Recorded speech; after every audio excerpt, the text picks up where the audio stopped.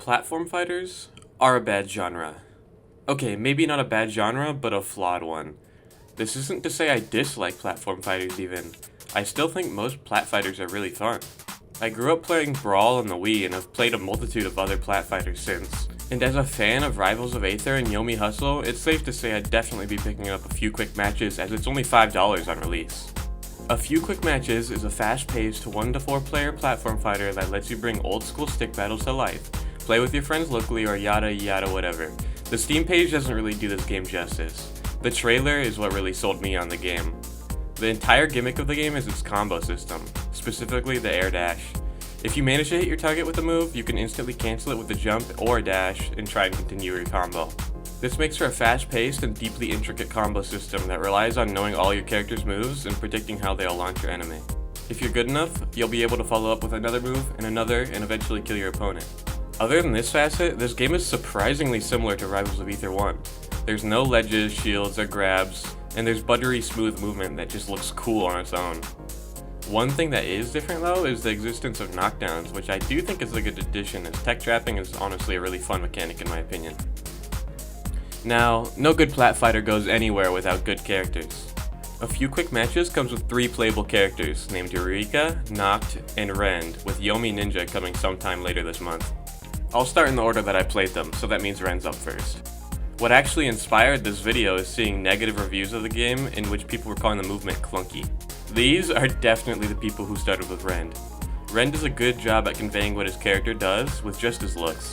He wields a giant sword and swings it around unabashedly until somebody dies. He has these huge slow aerials that cover a shit ton of space and hit like a truck if you actually manage to land one. In contrast, he has quick grounded moves that act as good pokes and rushdown tools to open up your opponents while also scoring a nasty combo if you manage to hit. Rend has these really weird specials that you can honestly just ignore half the time, but are pretty neat moves that help him with his mobility, being a little bit more sporadic. The real sauce on Rend though is the fact that a lot of his normals have these weird ass hitboxes that cover the entire sword, from start to finish, leading to unique combos if you know what you're doing. If you know how to utilize dashes, Rend becomes an absolute combo monster that's capable of deleting you off one hit. And for our next character, we have Eureka. On first glance, you'd think he'd be some sort of spell slinger, but the only thing he throws is hands. What the f just happened?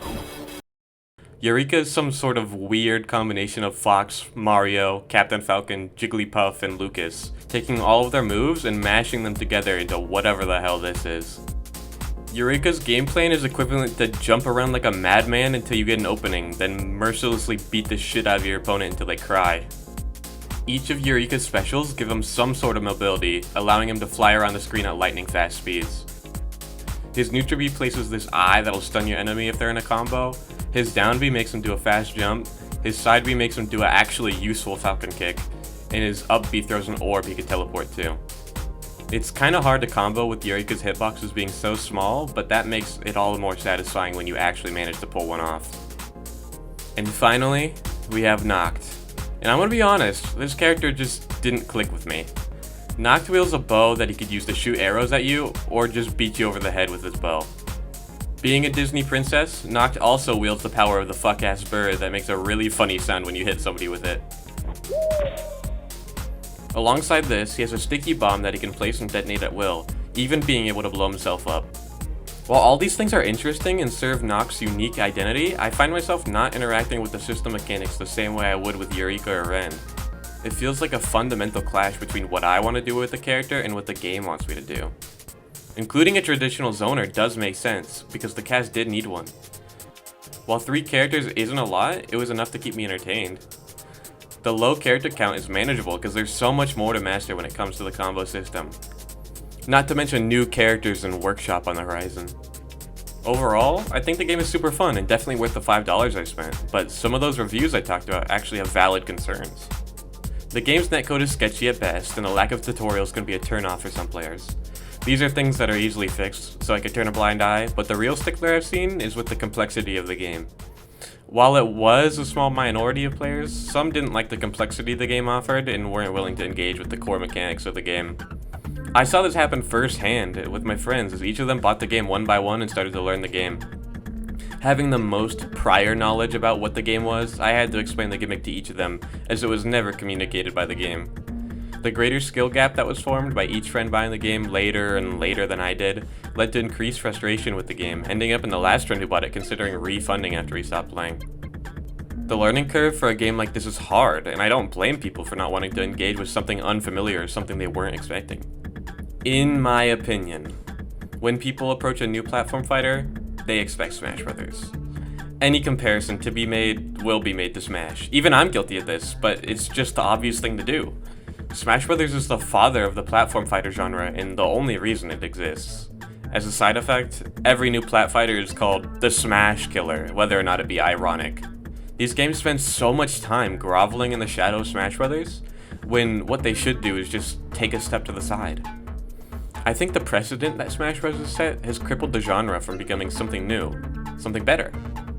Enter my personal favorite plat fighter, Rivals of Aether 1. Released by Dan Fernacci in 2017, Rivals of Aether was one of the first indie platform fighters to hit the scene.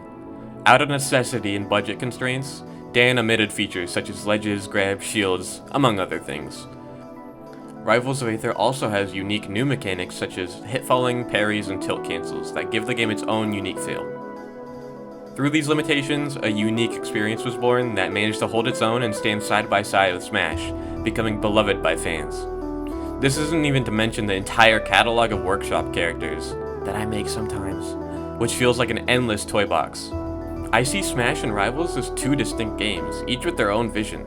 Rivals took what made Smash special and made it its own. All of these new platform fighters pumped up by AAA studios are too afraid to take risks like this. Innovation is risky, you should stick to what works. I think that's how we've reached where we are today. Whenever somebody buys a platform fighter, they aren't buying that, they're buying a Smash clone. Games that try to beat Smash Brothers will never surpass that, because nothing can replace Smash. The flaw of the platform fighter comes directly from the source.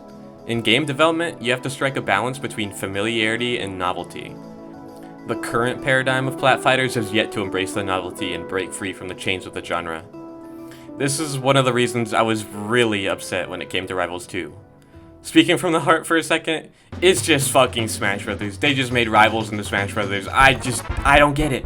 It's the complete regression of what made Rivals unique, and I understand if you like it. Even if you like it more than Rivals 1, I get it. You don't like Rivals.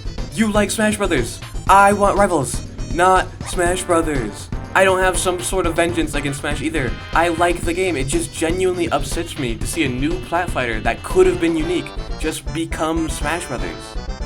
All the while, Smash players single-handedly crippling their own genre from flourishing because they aren't willing to try something new or pointlessly switch to what boils down to be the exact same game with a different swatch of paint. Like any other game, Smash has its flaws.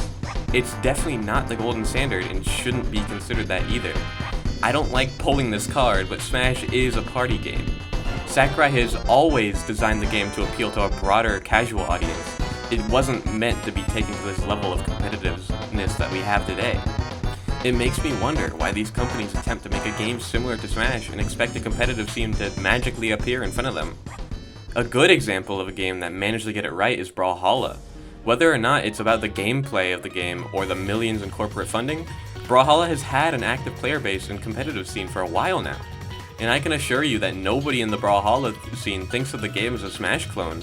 I'm not even sure that they'd call it a plat fighter or not.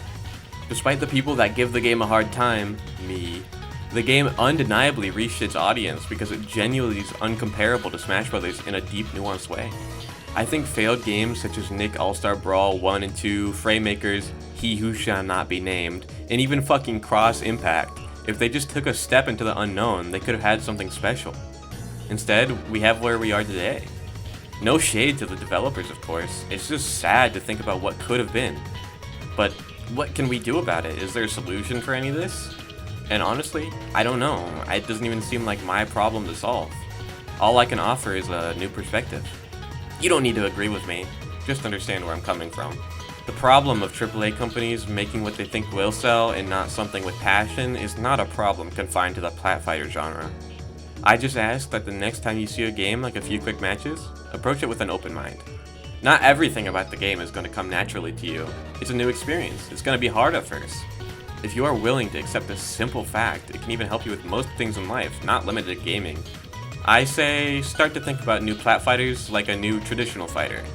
While each fighting game is bound by the same basic principles, highs, lows, mids, plus frames, they all manage to find their own distinct identity through unique mechanics and minute details you might not understand on the surface.